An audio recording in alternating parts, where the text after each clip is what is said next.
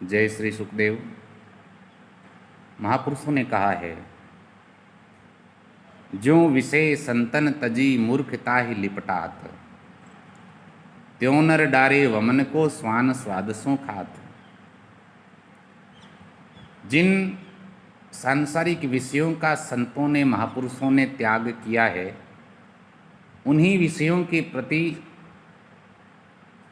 मूढ़मती मूर्ख लोग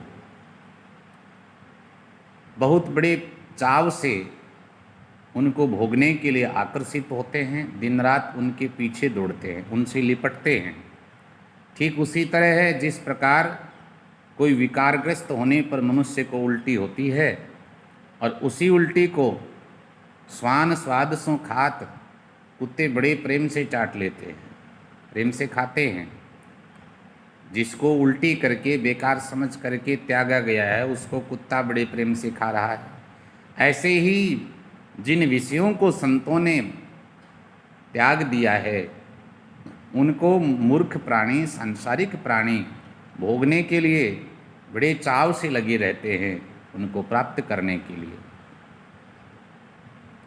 तो जिज्ञासु ने यहाँ जिज्ञासा व्यक्त करी कि जब सृष्टि प्रकरण आता है, भगवान ने सृष्टि कैसे बनाई, तो पंच महाभूत उसमें आते हैं। पंच महाभूतों के बाद पंच तन्मात्रा निकली, शब्द रूप रस गंध और स्पर्श, ये 5 चीज़ें। तो जब ये भगवान ने बनाई है, सृष्टि में बनी है भगवान के द्वारा, तो फिर इनका त्याग करने के लिए क्यों कहा विद्वानों ने, महापुरुषों ने? जब भगवान ने बनाई तो इनको काम में लेना चाहिए। तब महापुरुष समाधान करते हैं कि बात ऐसी नहीं है। सृष्टि में भगवान के द्वारा ही सब कुछ ये बनाया गया है। कुछ भी चीज़ परमात्मा के अलावा किसी के द्वारा अस्तित्व में नहीं आती है, परमात्मा ही सब बनाते हैं। परंतु बात ये है कि इनका उपयोग किस प्रकार से किया जा सकता है। इनके अधिक वशीभूत हो जाते हैं विषयों के, बहुत ज़्यादा आदि हो जाते हैं, तो फिर विषय जीव को भोगते हैं, जीव उनको नहीं भोगता है।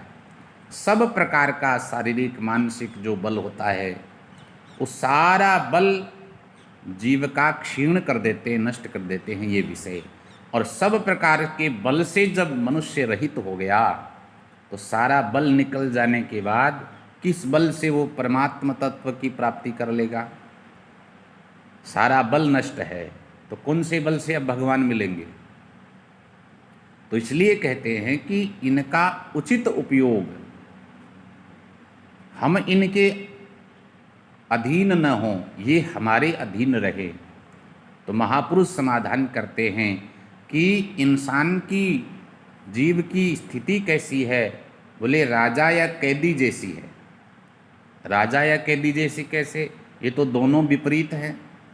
राजा राजा है, सम्राट है, सर्वेसर्वा है, और कैदी तो गुलाम है। तो बोले देखो, राजा और कैदी जैसा इसलिए कहा गया है कि राजा के साथ में 5 सिपाही रहते हैं, और 5 सिपाही कैदी के साथ में भी सदा रहते हैं।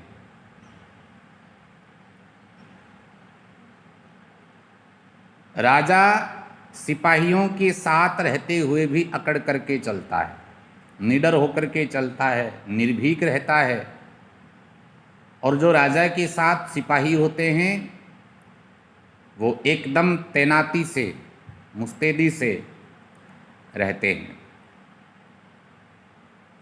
किसी भी प्रकार का अपराध नहीं करते, वो कोई ऐसी हरकत नहीं करते, क्योंकि उनको हर समय भय रहता है कि राजा हमारे साथ है, हमको भयंकर दंड मिलेगा अगर कुछ गलत किया तो।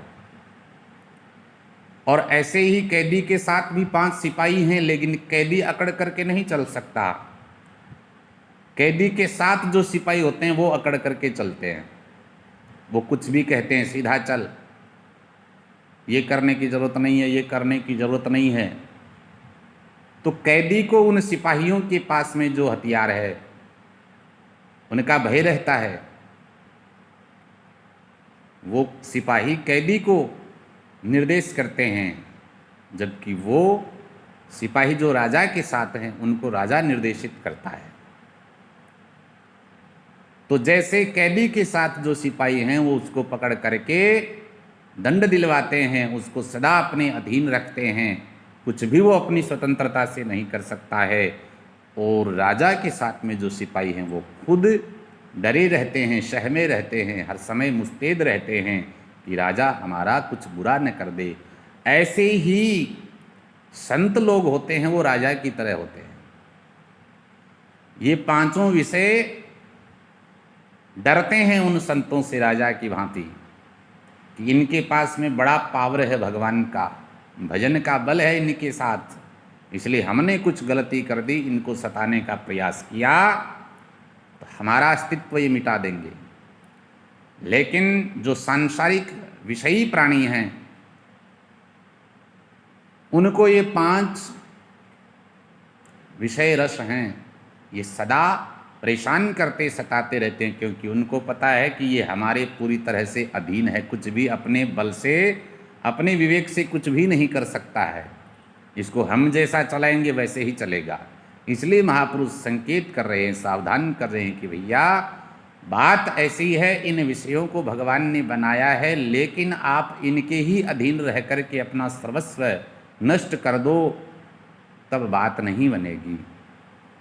विषयों को एक उचित शास्त्रीय मर्यादा के हिसाब से, जैसा शास्त्र अनुमोदित करते हैं, जैसा महापुरुष प्रेरणा करते हैं, जैसा महापुरुष समझाते हैं, उस रीति से आप उतना ही विवेक पूर्वक काम करोगे तब भी ये विषय आपके सहायक हो जाएंगे।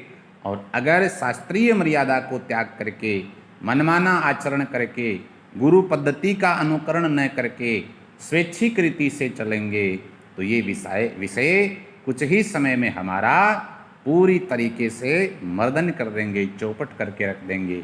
फिर हमारा सब प्रकार का बल नष्ट हो जाएगा और फिर परमात्मा को प्राप्त करने का तो सोच भी नहीं सकते।